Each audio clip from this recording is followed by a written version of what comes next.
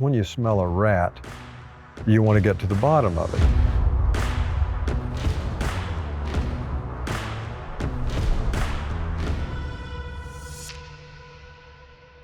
So we're here to talk about Goliath Season 3. As we know, Goliath is called Goliath because it's about a man taking on the injustices of the system. In Season 3, we had to come up with our new Goliath. But in California, more than 2/3 of the state's fresh water is only found in the northernmost region. We'd seen a documentary about what was really going on in the Central Valley, and it's like a modern Chinatown where there was a lot of dispute over water supply. And we learned that there had been a secret deal made between the state of California and these ranchers to basically control a lot of the water in Central California. And we thought it was a great platform to tell a story in the spirit of Chinatown. Right. And Billy, you had talked about, some old movies as references and tones and themes about what you were interested in doing for the season. I think this season has the feeling of some of the movies of the late 60s and 70s.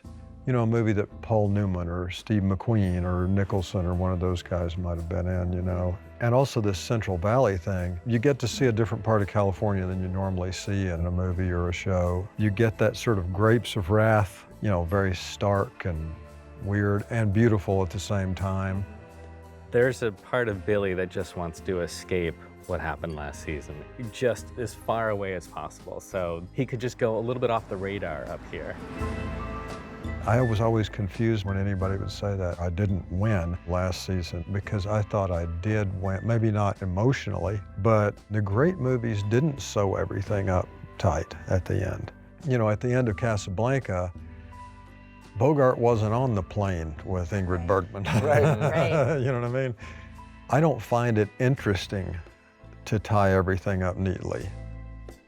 This season, I think the writing has been the most solid writing we've had because you know us now and you've started to get the voices, and normally I do a lot of improvisation. This year, you know, I was desperate to find something to change.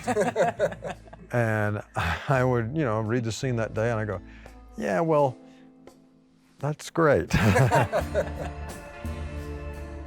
Jennifer, we were talking about the idea of the prophecy that starts the season, which is this really intriguing thing when Billy goes into the casino and then he winds up in this room and he pulls the mirror off the wall and it says, you know, the last thing you see before you die will be yourself. And so what about this whole idea of the prophecy and how it connects with Billy's mortality? I think with the season, because it's about new chapters in each character's life, and especially like in Billy's, that the prophecy kind of came from if it actually happens, or even if it's just emotionally, something dies so that he can move forward, you know, however that's gonna play out. That's really where that kind of came from, is that the last thing that you will see is you. And whether that's literally like a reflection or you just kind of even getting to know yourself.